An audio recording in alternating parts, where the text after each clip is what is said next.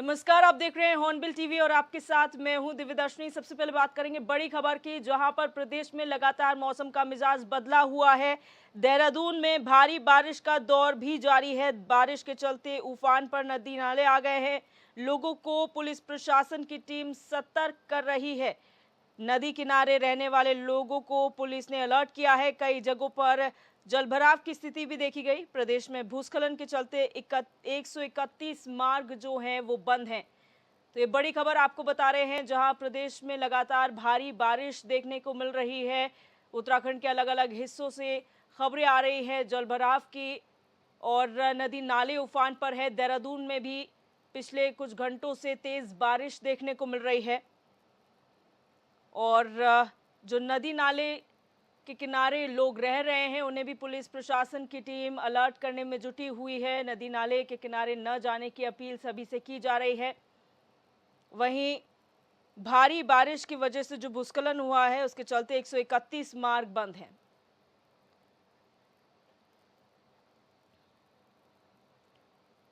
और हमारे संवाददाता अरुण सैनी ज्यादा जानकारी के लिए हमारे साथ फोन लाइन पर जुड़ चुके हैं। अरुण, जानकारी चाहेंगे। लगातार प्रदेश में मौसम खराब हो रहा है, भारी बारिश हमें देखने को मिल रही है।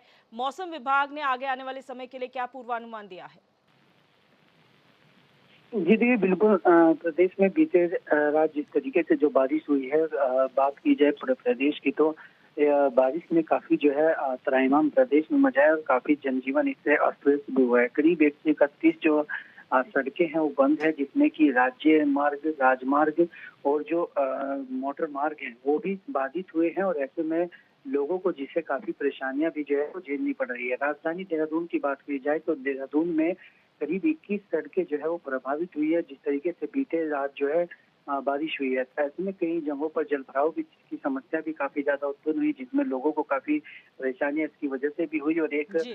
कई जगहों पर जो है हादसे भी हुए और एक बुजुर्ग की जो है स्कूटी समेत जो है बुजुर्ग के बहने की भी जो है खबरें सामने आई। और इसी तरीके से नदी नाले जो है उफान पर भी देखने को मिले। तो ऐसे में काफी जो है जनजीवन पूरा अस्त व्यस्त जो रात बारिश हुई है उससे हुआ है। और ऐसे में मौसम विभाग की तरफ से लोगों को हिदायत भी दी जा रही है कि वो नदी नालों के पास आने जाने से बचे, और जिनके घर नदी के पास है, नालों के पास है, उन्हें हम्म। सतर्क रहने के हिदायत भी जो है मौसम विभाग की तरफ से दी गई है। हम्म। और आज भी मौसम विभाग की तरफ से पूर्वानुमान जारी किया गया है और आज भी प्रदेश के कई जनपदों में बारिश का येलो अलर्ट जो है वो जारी किया गया है, जिसमें कि कई जिलों में जो है भारी से भारी बारिश की संभावना भी जो है वो जताई जा रही है, जिसको जी। देखते हुए मौसम विभाग भी ने सभी को अलर्ट मोड पर रहने की हिदायत भी दी है। पुलिस प्रशासन भी लगातार लोगों को जो है अलर्ट कर रहा है और लगातार सतर्कता बरतने की हिदायत भी जो है पुलिस प्रशासन द्वारा भी लोगों को वो दी जा रही है।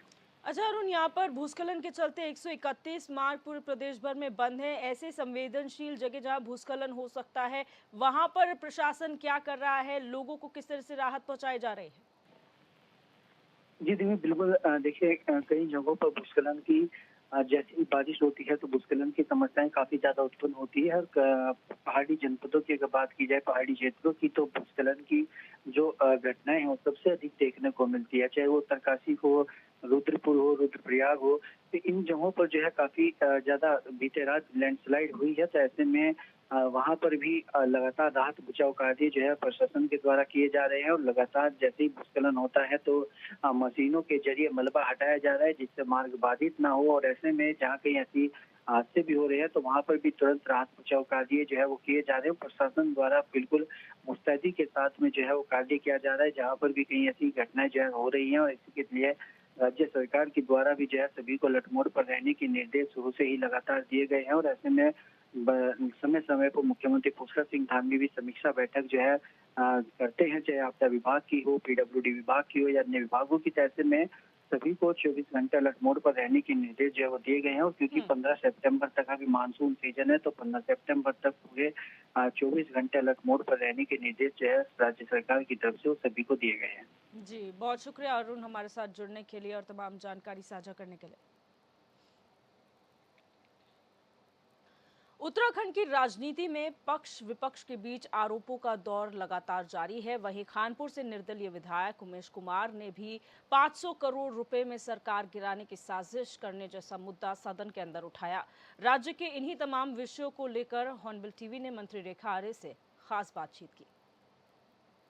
मंत्री रेखा आर्या जी हमारे साथ मौजूद है। मैडम, आज अधिकारियों की बैठक बुलाई गई थी, काफ़ी इंपॉर्टेंट बैठक रही है। वात्सल्य योजना का भी जिक्र आया है, खेलों में खिलाड़ियों का भी जिक्र आया है और महिला अपराध को लेकर के भी चर्चा हुई है। क्या कुछ रहा है मैडम बैठक में खास? देखिए, आज महिला सशक्तिकरण विभाग और महिला कल्याण विभाग दोनों की समीक्षा की गई है और जो हमारे विभागों के माध्यम से संचालित योजनाएं हैं उन योजनाओं की अद्यतन स्थिति का भी संज्ञान लिया गया है। और कुछ योजनाएं जो भविष्य की थी जिसको लेकर पूर्व में दिशा निर्देश दिए गए थे तो उसमें आखिरकार कितनी कार्रवाई हुई उसका भी परीक्षण हुआ है, जिसमें चाहे हमारी वो एकल महिला स्वरोजगार योजना हो उसकी प्रगति को भी जाना गया है और हमारा ₹1 अतिरिक्त शुल्क के रूप में महिला कल्याण कोष के लिए जो जमा धनराशि है उसके निमित्त जो है नियमावली आखिरकार कहाँ तक बढ़ी है। ठीक इसी प्रकार से भारत सरकार की एक योजना है क्रैच करके, जिसको संचालित करने के लिए भारत सरकार के लगातार दिशा निर्देश प्राप्त भी हो रहे हैं, उसमें हमने क्या प्रगति करी है। ठीक इसी प्रकार से हमारी एक वात्सल्य योजना है तो उस वात्सल्य योजना के माध्यम से आखिरकार हमने किस माह तक बच्चों को हमने उसका भुगतान किया है और शेष कितने माह के अभी हमने देने शेष रह गए हैं। तो इन सब चीज़ों को लेकर जो है आज विभागीय एक्सरसाइज की गई है और आप सबको ये बताते हुए कि लगातार इन योजनाओं पर विभाग प्रगति किए हुए है, लेकिन अभी मैंने उन्हें एक डेडलाइन दी है कि आप इतने समय तक में इन चीज़ को कर ले, जिसमें हमारे खासकर ₹1 अतिरिक्त शुल्क के रूप में महिला कल्याण कोष में जमा पैसा है जिसको खर्च करने की नियमावली तैयार होनी है। तो उसके लिए 11 तारीख जो 11 सितंबर है, जो हमारे जिस दिन कैबिनेट होनी है उस दिन उसको प्रस्ताव को लेकर आए। एनी हाउ ये दिशा निर्देश दिए हैं। ठीक इसी प्रकार से जो हमारा क्रैच है, जो भारत सरकार लगातार जिसकी मॉनिटरिंग कर रहे हैं, तो क्रैच को लेकर हम लोग 28 सितंबर तक में इसको हम इम्प्लीमेंट कर दें। फ़िलहाल 2 जगह पर हम मॉडल के रूप में डेवलप करें ताकि उस सेटअप के साथ में हम अन्य जगहों को के लिए भी दिशा निर्देश जारी कर सकें। और इसके साथ ही जब हम उसको डेवलप करेंगे तो स्वाभाविक रूप से उसमें वित्तीय स्थिति का भी हमें सही आंकड़े ना पाएगा, तो वो 28 सितंबर तक बना देने के निर्देश दिए गए हैं। वात्सल्य योजना में 2 माह का पैसा अभी हम लोगों ने नहीं दे पाए हैं, तो जुलाई और अगस्त माह का पैसा हमने दिया जाना है जिसको वित्त से स्वीकृति होने वाली है। तो हम मानते हैं कि सितंबर फर्स्ट वीक में जुलाई और अगस्त का माह का पैसा हमारे वात्सल्य योजना के लाभार्थियों को प्राप्त हो जाएगा। तो ये कुछ भविष्य के कार्य थे जो कि लाइनअप होने थे, उसको आज जो है दिशा निर्देशों के क्रम में मुझे लगता है कि उसमें निश्चित रूप से प्रगति आएगी और इन निर्णयों से स्वाभाविक रूप से महिलाओं के और बच्चों को जो है बहुत फ़ायदा पहुंचेगा। खेल विश्वविद्यालय विधेयक जो था वो भी विधानसभा से पास करा लिया आपने, किस तरह से देख रहे हैं और क्या फ़ायदा इसका फ्यूचर में मिलने जा रहा है? देखिए, खेल विश्वविद्यालय से बिल्कुल वही फ़ायदे मिलने जा रहे हैं जो किसी विश्वविद्यालय से किसी छात्र को मिलते हैं, बशर्ते कि ये स्पोर्ट्स विश्वविद्यालय है तो निश्चित रूप से स्पोर्ट्स इसमें केंद्र बिंदु में है।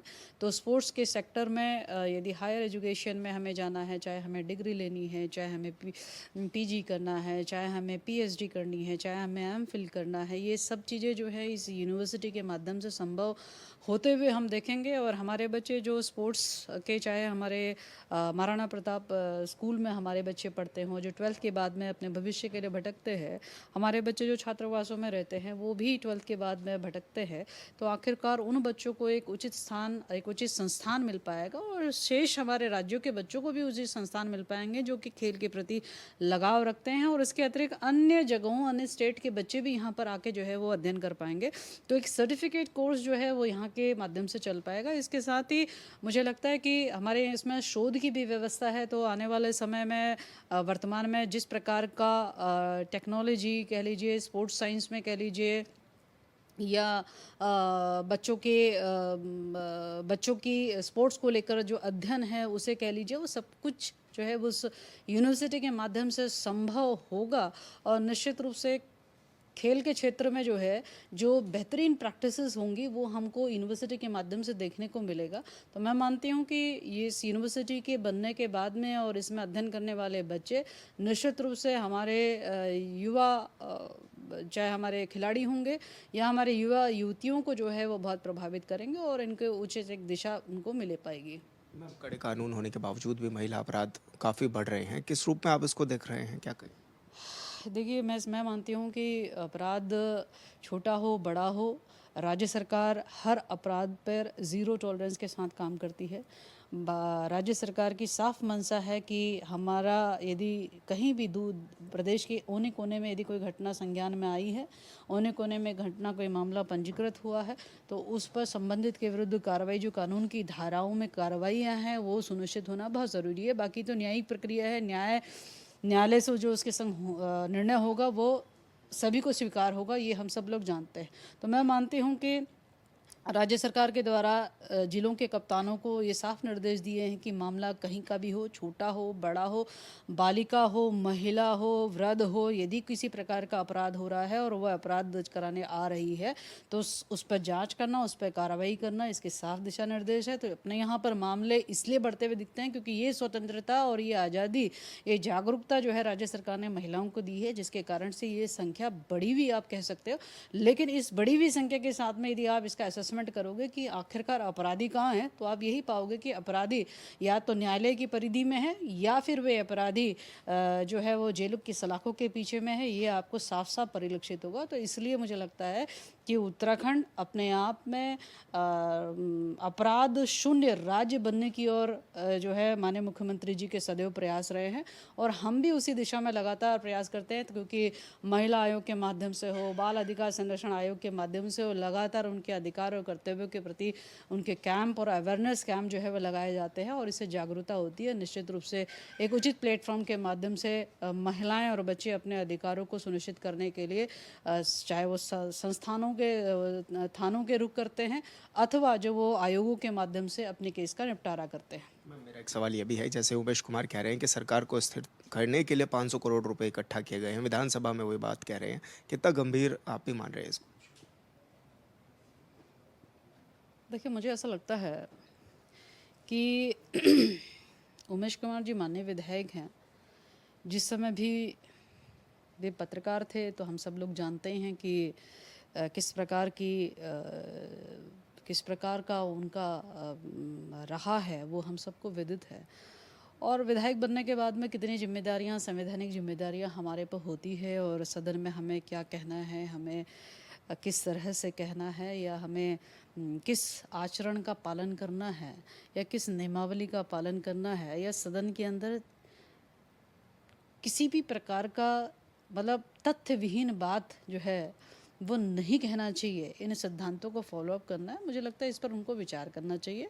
और भारतीय जनता पार्टी की सरकार धामी जी के रूप में बहुत मजबूती के साथ में लगातार काम कर रही है और मैं कह सकती हूँ कि बहुत ही लोकप्रिय सरकार है। और मैं मानती हूँ कि जिस प्रकार से लगातार धामी जी की सरकार में महिलाओं का आशीर्वाद प्राप्त हुआ है और पुनः सरकार जो है वो बनकर आई है, वो इसी बात का प्रमाण है। तो इसलिए किसी सम्मानित सदस्य के द्वारा इस प्रकार का कथन आना मुझे लगता है पूरी तरीके से गैर जिम्मेदाराना है। अंतिम सवाल यह है कि केदारनाथ में उपचुनाव होने हैं और ऐसे में लगातार ये सवाल भी उठ रहे हैं कि पहले मंदिर बनाया जाना था दिल्ली में, वो भी अब नहीं बनाया जा रहा है। फिर अभी मामले ये भी उठ रहे हैं कि जो सोना चोरी हुआ है, या फिर आप सभी मानती हैं कि उपचुनाव को लेकर के पूरा भ्रमचाल बनाया जा रहा है? देखिए, केदारनाथ का उपचुनाव निश्चित रूप से इस उपचुनाव को लेकर भारतीय जनता पार्टी के कार्यकर्ता हों, केदारनाथ की जनता हो, वो सभी शैला रानी रावत जी के निधन होने के उपरांत में सभी शोकाकुल है और वे चाहते हैं कि किसी प्रकार की ऐसी गैर जिम्मेदाराना राजनीति नहीं होनी चाहिए। दुर्भाग्यवश विपक्ष उन बातों को मुद्दा बना रहा है जिन बातों को वहाँ की जनता स्वीकार नहीं करेगी। और केदारनाथ चुनाव को लेकर मैं समझती हूँ कि जिस प्रकार से माननीय मुख्यमंत्री जी ने हर बार जो उचित स्टैंड लिया जाना चाहिए वो स्टैंड लिया है और मुझे तो पूरा भरोसा है कि केदारनाथ चुनाव जो है हम प्रचंडता के साथ में जो है हम लोग जीतेंगे। और जिस प्रकार की हम लोगों की तैयारी चल रही है तो उससे साफ झलकता है और जिस प्रकार से शैला जी को लेकर वहाँ के जनमानस में भावना है तो मुझे लगता है कि वो भारतीय जनता पार्टी को कमल के फूल के रूप में आशीर्वाद देगी ही देगी। धन्यवाद मैम, हॉर्नबिल टीवी से बातचीत करने के लिए। रेखा रैयत जी मैडम हमारे साथ थी जो कि तमाम विषयों पर हमसे बातचीत कर रही थी। हॉर्नबिल टीवी के लिए देहरादून से विशाल गर्ग। 21 साल पहले उत्तराखंड के उत्तरकाशी में एक सैलाब ने सब कुछ तबाह कर दिया था। उस वक्त उस सैलाब के सामने जो आया वो धराशायी हो गया। तब केंद्र सरकार ने अब आपदा से उबरने के लिए 250 करोड़ से अधिक का बजट जारी किया था। अब 21 साल बाद पहाड़ ढहने से उत्तरकाशी के लोग डर के साए में हैं। डर इस बात का है कि अगर तेज बारिश हुई तो फिर क्या होगा।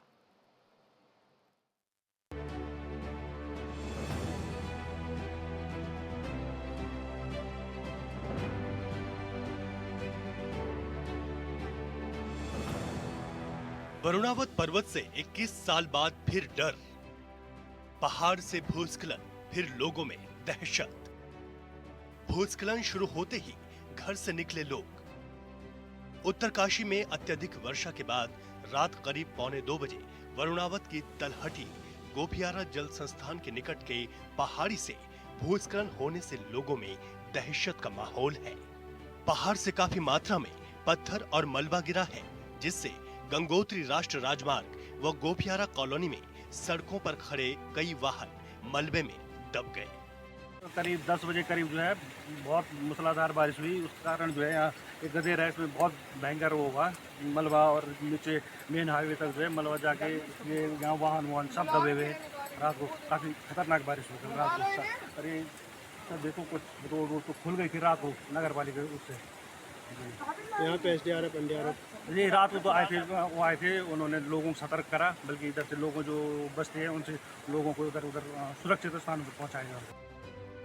जोरदार आवाज के साथ टूटा वरुणावत पर्वत।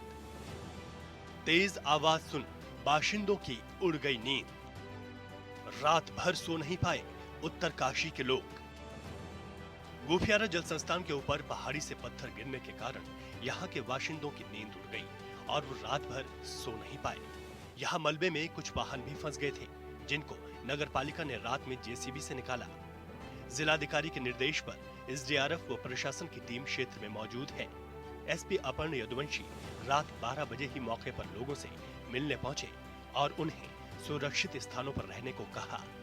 इधर DM डॉक्टर मेहरबान सिंह बिष्ट तत्काल आपदा कंट्रोल रूम पहुंचे और अधिकारियों के साथ स्थिति पर नजर बनाए रखते हुए लोगों के सुरक्षा इंतजामों को लेकर जरूरी दिशा निर्देश जारी किए हैं। गत रात्रि को लगभग 11:30 बजे के आसपास उत्तरकाशी गोपियारा के ऊपर वरुणावत पर्वत से मलबा और बोल्डर आने की सूचना प्राप्त हुई थी। उसके बाद तुरंत ही पुलिस, SDRF, फायर सर्विस, आपदा प्रबंधन और की QRT की टीम जो है तुरंत मौके पर पहुंची और वहाँ पे जो इस मलबे और भूस्खलन से जो रेड जोन बना था उसको तुरंत ही जो है खाली कराया गया था और उनको सुरक्षित स्थानों पर शिफ्ट किया गया था। जो आश्रम धर्मशाला है वहाँ पे शिफ्ट किया गया था। इसमें जो है किसी भी तरह की कोई जनहानि और कोई पशु हानि नहीं हुई है।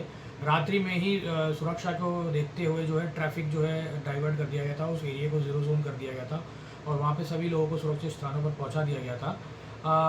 ऐसा कुछ संज्ञान में आया है कि कुछ लोगों द्वारा इसमें भ्रामक खबरें फैलाई जा रही हैं कि सैकड़ों वाहन मलबे में दब गए हैं और जो पूरा जो जनजीवन है वो अस्त व्यस्त हो गया। इस सूचना में बिल्कुल ये सब तथ्य से परे है और इसमें बिल्कुल भी सच्चाई नहीं है। अभी की स्थिति पूर्णतः समान है। ट्रैफिक जो है पूरी तरीके से वहाँ पे सुचारू रूप से चल रहा है और जो है वहाँ पे किसी भी तरह की कोई जनहानि या पशु हानि भी नहीं हुई है। 2003 में हुए भूस्खलन की कड़वी यादें हुई ताजा। 2003 में जमींदोज हो गए थे कई मकान, दुकान। 2003 के बाद किया गया था बफर जोन घोषित। दरअसल उत्तरकाशी के वरुणावत पर्वत से हुए भूस्खलन से लोगों में दहशत इसलिए भी है क्योंकि वहां के लोग 2003 की त्रासदी को आज तक भूल नहीं पाए हैं। वर्ष 2023 में वरुणावत त्रासदी जिसने पूरे उत्तरकाशी जनपद मुख्यालय का पूरा भूगोल बदल कर रख दिया था। बस अड्डे से लेकर भटवाड़ी रोड तक कई होटल, भवन ताश के पत्तों की तरह जमींदोज हो गए थे और लोगों को पलायन तक करना पड़ा था।